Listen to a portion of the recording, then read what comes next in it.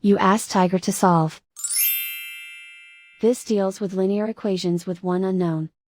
The final result is y equals -6/7. Let's solve it step by step.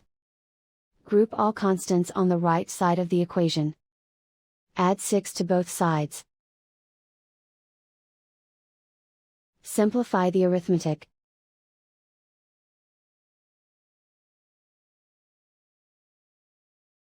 Isolate the y. Divide both sides by -7. Cancel out the negatives. Simplify the fraction. Move the negative sign from the denominator to the numerator. And so the final result is y equals -6/7.